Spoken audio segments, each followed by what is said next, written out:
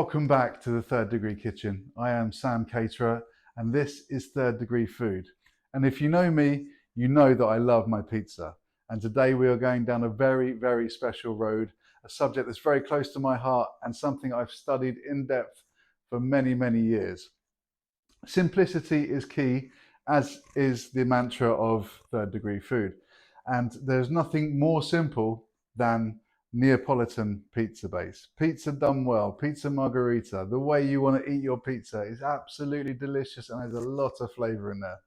Today, we're making the bases for tomorrow's dinner and I'm just going to run you through a few ingredients that we need. 4 to be precise. You need your 00 flour or tipo 00 or 00 flour, whatever you want to call it. I use 2 types for my mix because from what I've learned along the way, it just gets this really nice airy cornicione in the crust basically, and you know it's soft, chewy but crunchy at the same time. Caputo is the brand I like to use. It just seems to work for home cooked pizzas.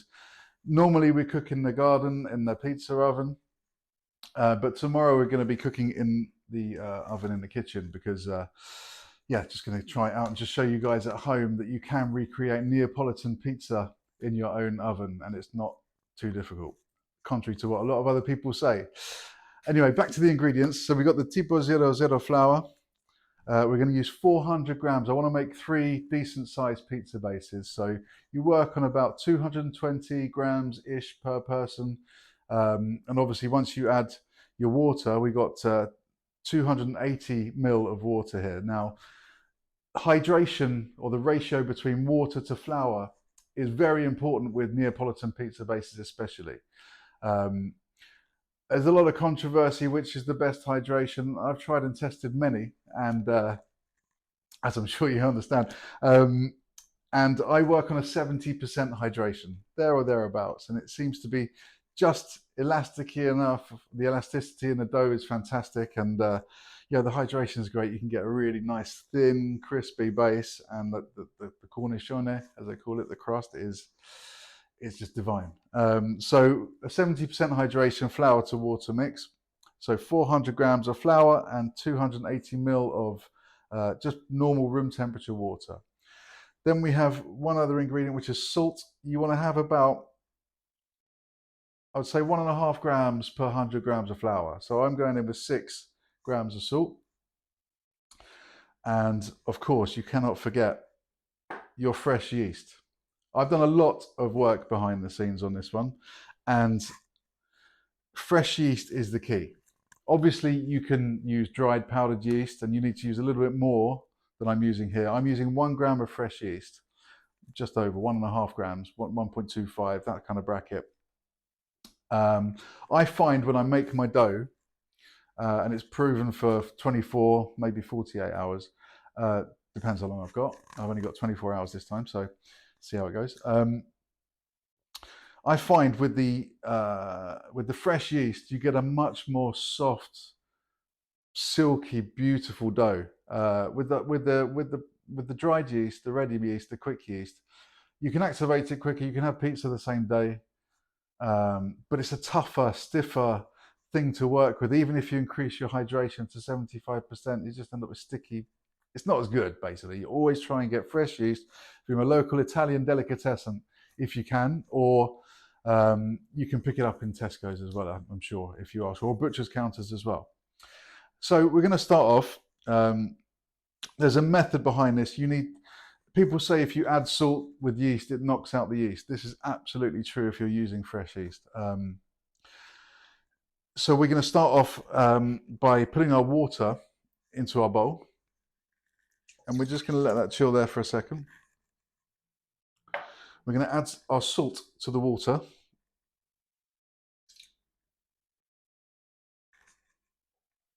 And then we're going to mix this in by hand, just so it dissolves in the water. So now you've got like a 6 gram, 280 ml of water mix.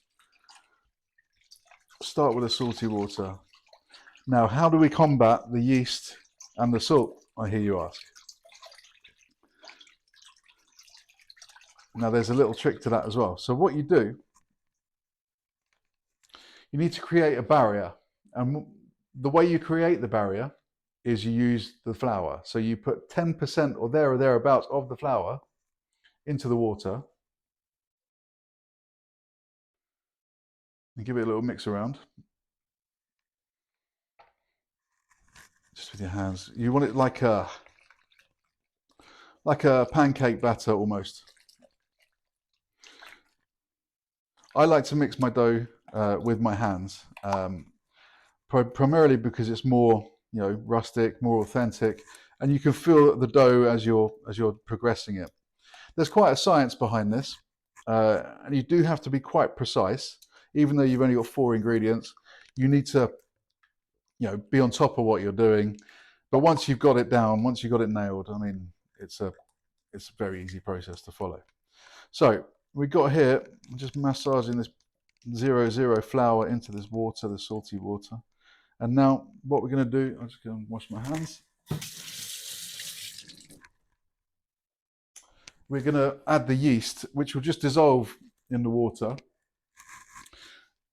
very quickly as well. So we're going to plonk the yeast in the water and just swirl it around. Yeah, it's already gone. So that is now in the barrier between the water, the flour, and then the yeast. So the salt is not going to attack the yeast and prevent it from activating. The next thing we're going to do, now as I say, I like to mix it by hand. However, for the purpose of this video, just to show you at home, if you have some tools, I've got a KitchenAid which we make dough with when we make larger volumes, or 1 kilogram of pizza bases. We use this because it's just, you can get a lot more stretch in the gluten. You can, it's a lot more, fibrous, shall we say, and it's the gluten is definitely activated a bit better if you don't use your hands and use a machine. Today I'm going to use the Dualit handheld mixer, because most people have got a handheld mixer at home, and it's nice and massaged in, and it speeds up the process, and you do activate the gluten, which you need to do to get the stretchy pizza bases. So excuse the noise. We're just going to start nice and slow, just break that in there, and add the rest of the flour bit by bit. You want to ensure you absorb all the water into the flour. And it comes together quite nice.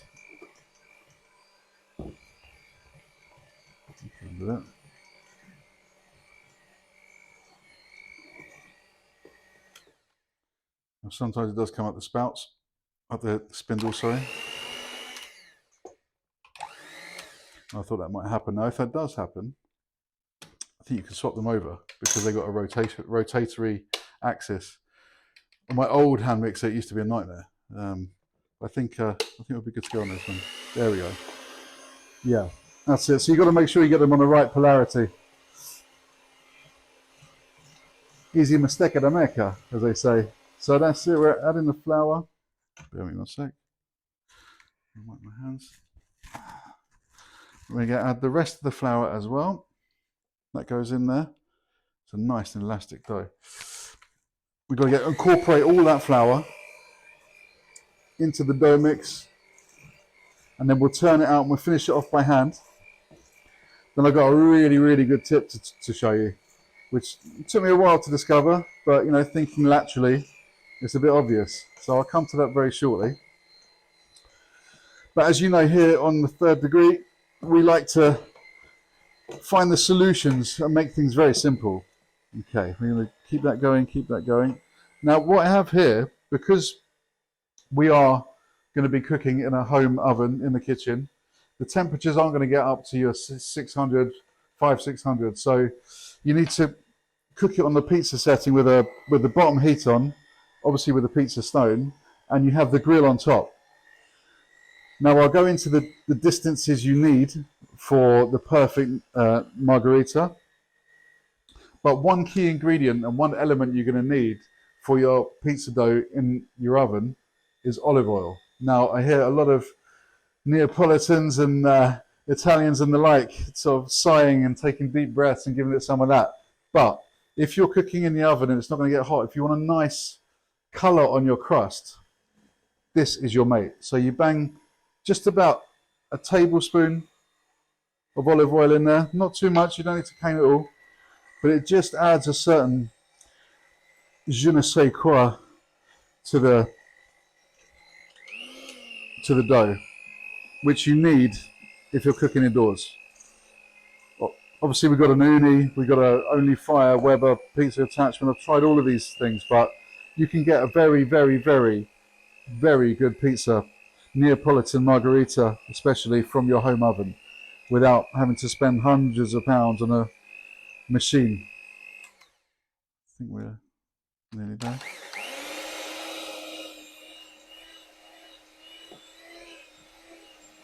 Activate that gluten nicely. Give it some beans. Nice and elastic.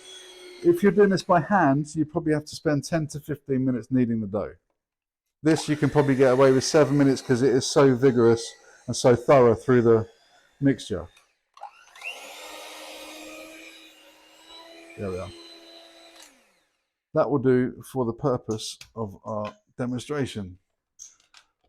Okay, what we're going to do now is turn this out onto a floured workbench. You don't want to use too much flour because you don't want to change the hydration, but you don't want it to stick. And thanks to Essential Stone, I've got this beautiful, beautiful marble worktop. Thank you, guys. Which they've supplied, and obviously marble is the best friend to pizza dough. Okay, so we're going to grab a handful of flour and just dust it nicely over the work surface. You want to get your hands, you want to get your hands dusty with the flour so you can ply all the dough out of the bowl. Oh, that's a fantastic hydration.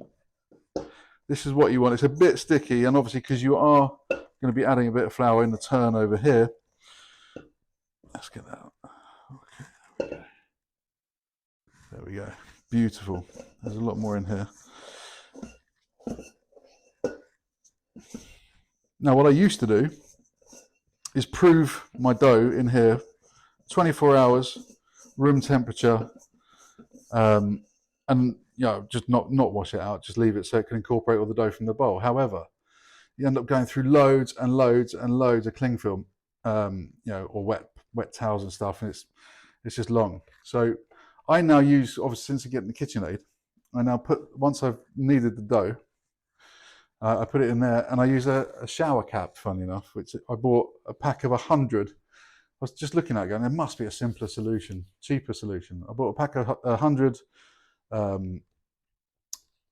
just normal size shower caps from Amazon. It was like £3. So yeah, so there's the dough turned out there. Now we're going to knead the dough. There's a couple of different methods. You got your pull and stretch and your turn. You can get your knuckles in there. There are many different ways. Whatever you feel comfortable with is all good, as long as you keep malleing the pizza dough. Get your fingers, incorporate all that flour. Turn and pull and all that sort of stuff. Activate that gluten, even though it has been done with a handheld, but still. So we're more or less there. Looking rather good. See, it didn't take long at all. I think probably we're in about 7 minutes right now. So let's pull this in there. Let's get rid of all the fingers. Now, I've been wanting to make pizzas for years. And you get to a level you think, okay, it's good. But when you crack Neapolitan pizza dough, it's a moment of joy, because there is nothing that tastes quite like a Neapolitan pizza. Okay, so this is going to go into the KitchenAid bowl for 24 hours. Well, actually probably, yeah, about 24 hours, or as close to as we can get. And this is going to double in size, maybe triple in size, because we're using the fresh yeast. Okay, a little bit of flour. So, I mean, you can use olive oil in there to stop it sticking, but you dust a bit of flour around the side, and it's all good. Okay, get that dough nice, just perfect. Look at that, and it's going to smell divine. Like a bit too much flour there, but when you take it out, so we'll pop that in there. This is what I was telling you about. Shower cap, just fits nicely over the rim. Pretty much does the same job. You could just plonk that in the corner of the room. Happy days. For 24 hours. Now, tomorrow, when we come back to it, we'll do the reveal. And it's going to smell amazing. And I'll also show you how to make Neapolitan tomato sauce. It's not as hard as you'd imagine, and it's a very beautiful, very wholesome experience to make. So, yeah, come back after this bit, and we'll show you the next steps. But thank you very much for watching up till now. I've been Sam Caterer, and this is the Third Degree Kitchen, and you've been watching Third Degree Food. Thank you very much. So welcome back. It's been approximately 24 hours or so since we made our Neapolitan pizza base dough, and it's been chilling overnight in the bowl, covered very nicely, and as I explained, it has pretty much tripled in size. Delicious. Oh, it smells amazing. So what we're going to do is we're going to turn this out onto the surface, and we're going to probably make about 3, maybe 4 doughs for pizza, and then we're going to let them rest for 4 more hours until we prepare the pizza. As with a lot of Italian food, patience is definitely a virtue, but it definitely is a reward as well. So first of all, we're going to flour our work surface.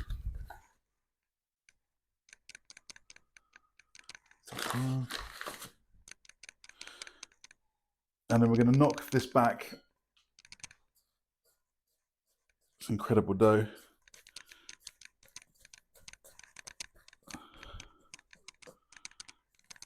Just knock it back and bring it out of the bowl. Remember, it's a 70% hydration, so it is quite sticky, but you do need that for the Neapolitan base. That's one side. And of course, we've got our scales here because we want to measure precise amounts. Oh, it's delicious. Fantastic dough. So we're gonna roll it if we can. With a little pull, last little bit of kneading. Lovely, and look, the gluten, look how good that's working. So we're going to roll it into kind of a sausage shape.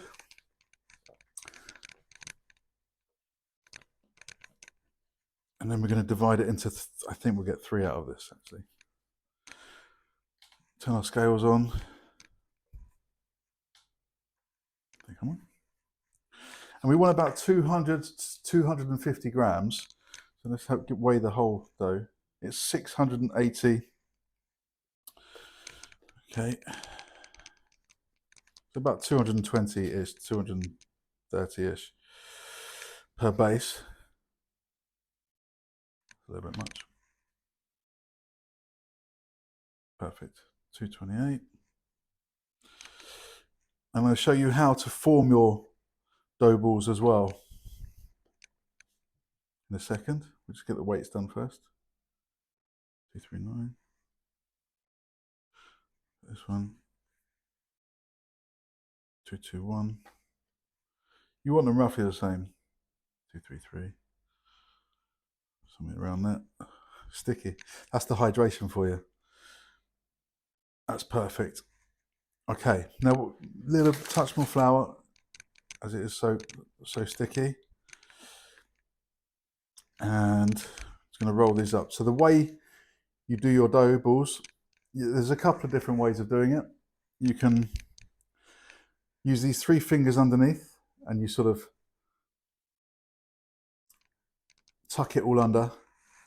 You turn it around and you squeeze and pinch and twist your ball and give it a little roll. And I'm going to show you how to store them if you haven't got a container. It's important that these are sealed at the bottom. So you really give it some there. So there's your first ball. Nice. And you repeat the process. 3 fingers. It's very sticky. That's it's going to make fantastic pizza later on.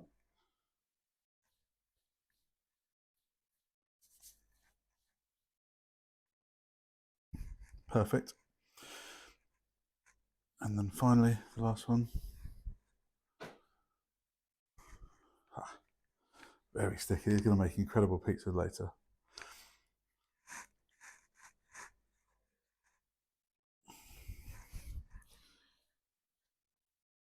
Make sure the bottom's nice and sealed.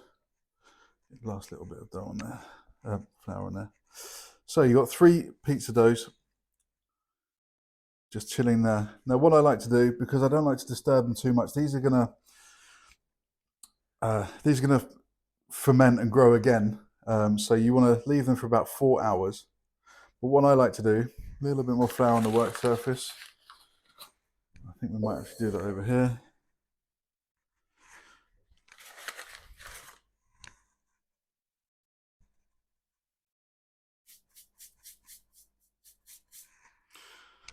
Okay. Place them a little bit apart. Then I usually leave them with a lid on top in respect of like a bowl. This allows them to spread on the work surface without being disturbed too much. So that when you go to make your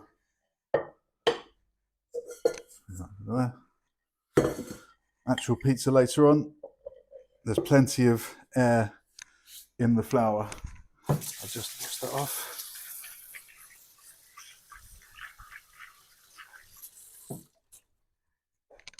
Tea towel over here.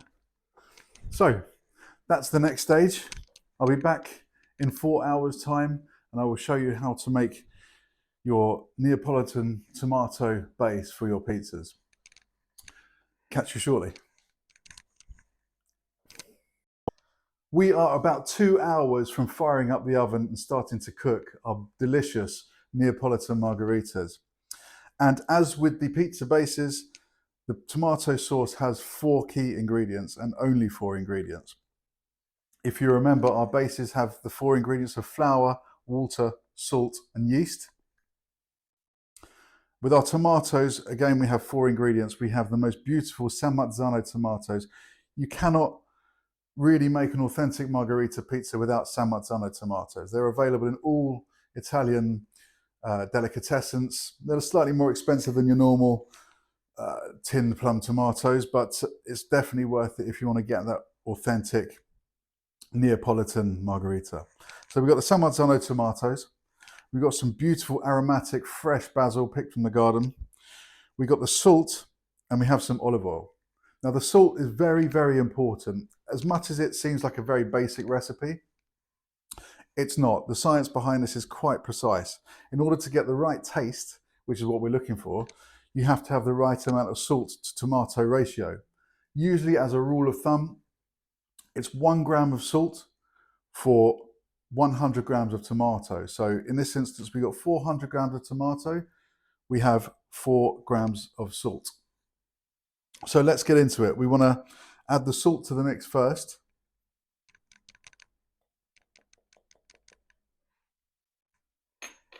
And we're going to roughly tear our basil in there.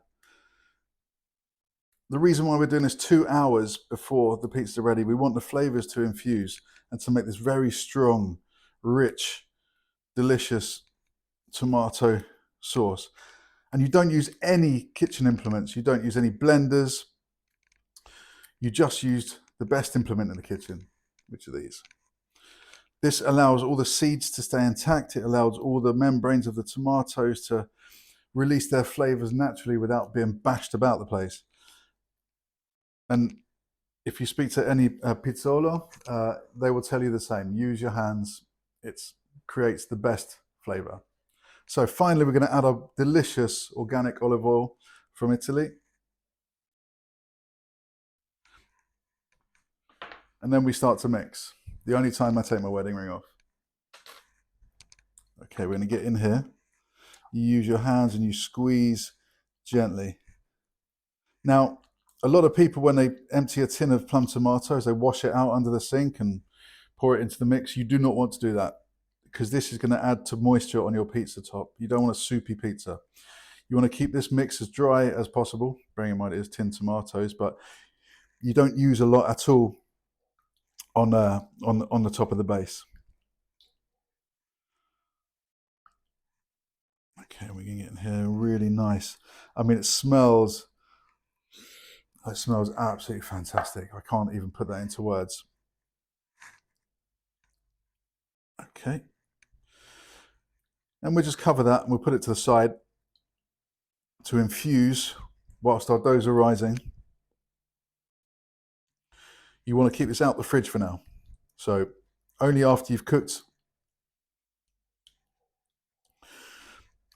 do you put it back in the fridge, because you don't want that cold chill going through your thin, crispy pizza base.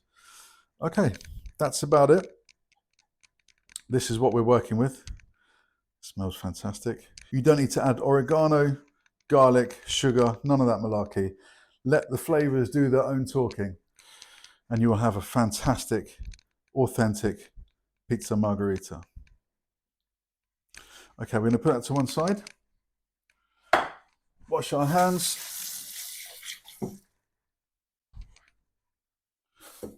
And then the same lid or cover that we use for the pizza dough bases, we're going to cover this with, just in the interest of recycling and good provenance, whatever it is. I don't know. We'll be back in 2 hours.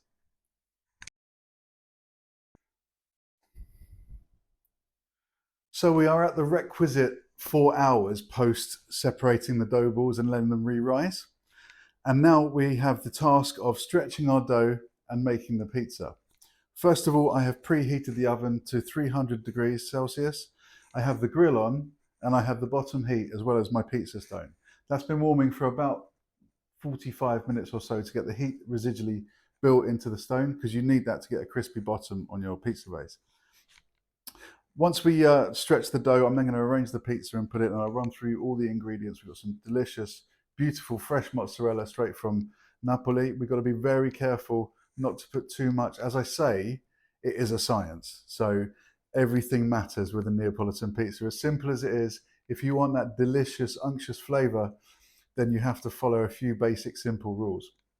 We've got some pecorino romana, and we've also got our beautiful tomato sauce that we made earlier on using the San Marzano tomatoes, the organic basil, the salt, and olive oil. So we're ready to go pretty much.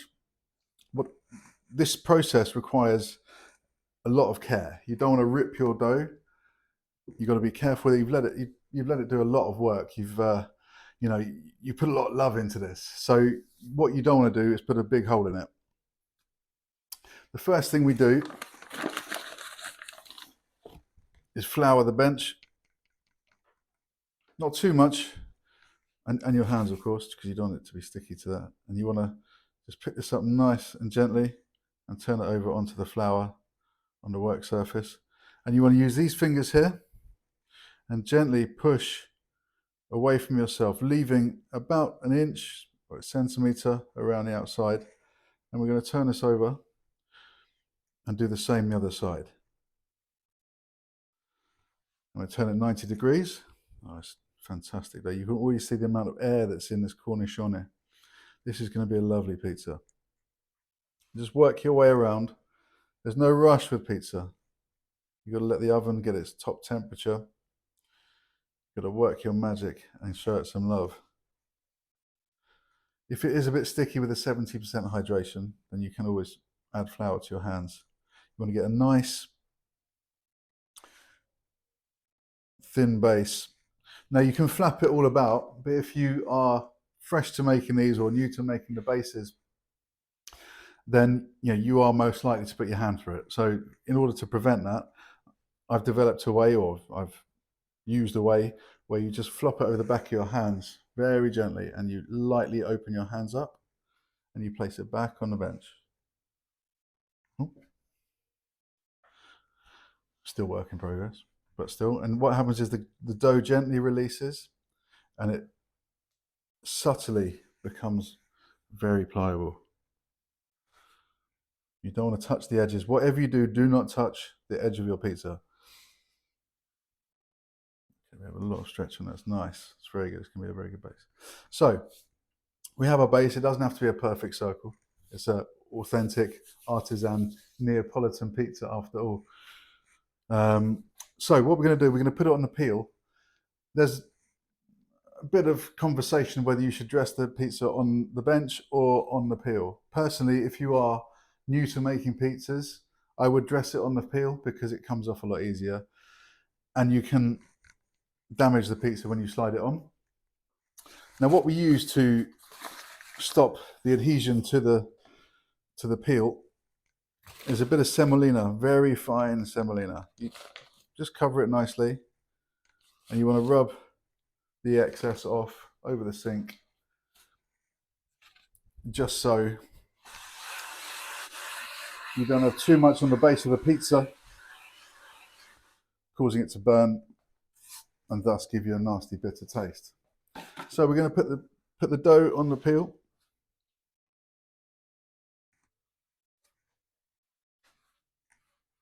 And you want to give it a little shake, make sure it's not stuck anywhere. Just like that. And now we're going to dress the pizza. Give you a little stir. Remember, we mix this by hand. You probably want a couple of spoonfuls, maybe 3. See how thin it spreads. You don't want to overdo this at all. You do not want a soupy pizza. That is not the one. Okay, let's come around here. Push it to the edge, leaving about a centimetre. Don't worry if you think it's a bit small, it will grow. With the Neapolitan pizza, the whole point of it is the crust and the cornichone coming over the top. Maybe just a little tad more. There's some basil in it as well. Over here. Like I say, it is a science. Your measurements, and you have to be precise. When I say precise, you have to match what is in front of you on the pizza base. So there we have this nice, lovely, it smells absolutely fantastic. I can't wait to get this on the board and chopped. So there we go. Now, next up, a little known secret about Neapolitan Margherita. Pecorino cheese is what separates it, is what makes it absolutely gorgeous. So you can use Parmesan, but personally for me, the flavors in the pecorino. So you want to have a generous grating over the top, because this also helps solidify and stops the runny pizza. I mean, Neapolitan pizza, you do, unless you use the fior di latte cheese, you will have a bit of a runny middle. But for flavor wise, for me, I personally think the bufala mozzarella from Napoli is the one for the flavor. It just gives you that beautiful, subtle roundness that you cannot get anywhere else, and it is basically the essence of the margherita. So we'll pop that back over there. So we have the pecorino on there.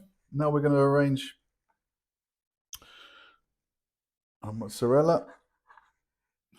Again, as I say, it's science. Where you put your mozzarella dictates a lot as to how the pizza is going to turn out. You could end up with a very runny pizza if you put the mozzarella too much together or too many bits.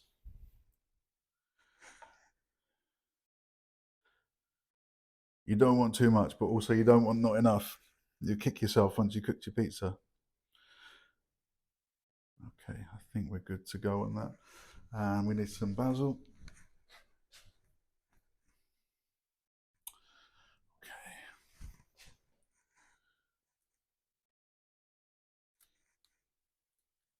Sprinkle some basil over the top. You can add olive oil to the top as well, but if you're going to be using, I should say, the real mozzarella as opposed to the flora de latte, it might make your pizza a little bit runny. I'm going to drizzle a little bit over there anyway, just to show you for the argument's sake. Not too much if you are going to do it. Finger over the top and just a little bit, kiss it with the olive oil. Always happens. Okay, so now we're ready. We'll give the pizza a bit of a move. As you can see, it starts to stick. Nice and movable on the peel. And we're going to chuck it in the oven for about 5 minutes, there or thereabouts, and give it a little turn, and then we're good to go, I think. So in the oven we go.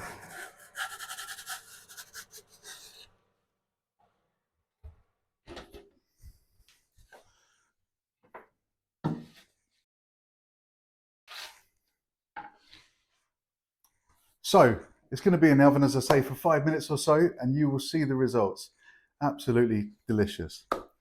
See you in 5. So what we need to do is check the bottom of the pizza. That dough is fantastic, beautiful. Bit fiddly. There we go. You've got to turn around. Crust is superb. Another 3 minutes or so, and we are good to go. Now it's time to take our pizza out of the oven and see what we have created.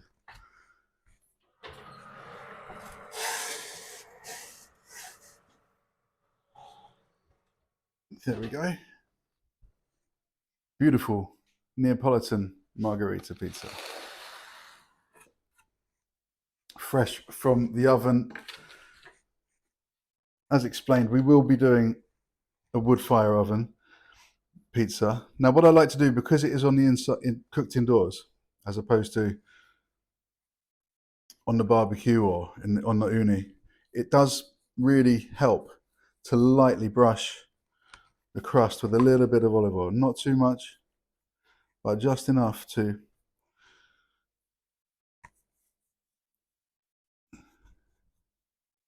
add a little bit of beautifulness on top. So let's just check the crust.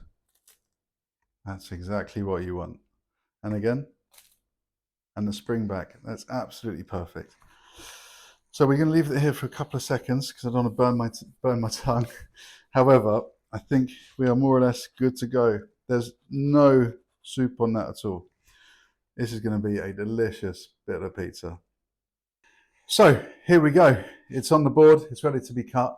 There are a whole host of dips and sauces that I will talk you through in another episode, which go perfectly with any kind of pizza, from garlic and herb dip through to barbecue, through to hot sauce.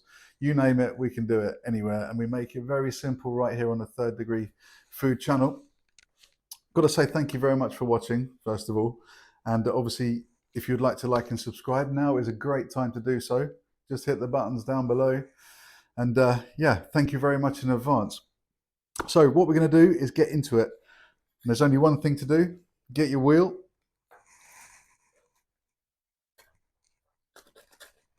Oh, delicious.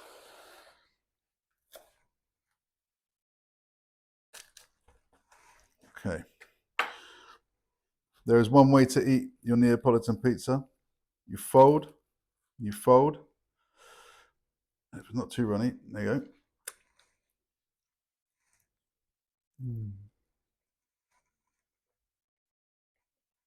There is a lot of flavour in there.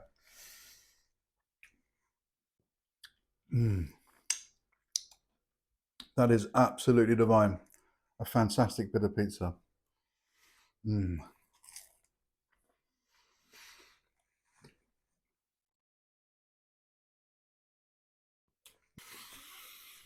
Got to say thank you very much for watching. I've been Sam Caterer. This is Third Degree Food. And please check out our merch store at thirddegreefood.com. And of course, you can follow us online, Facebook, Instagram, and on YouTube. We'll see you soon for the next installment.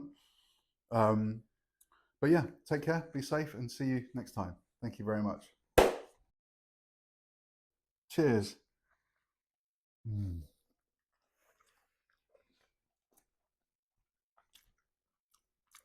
That's what you want.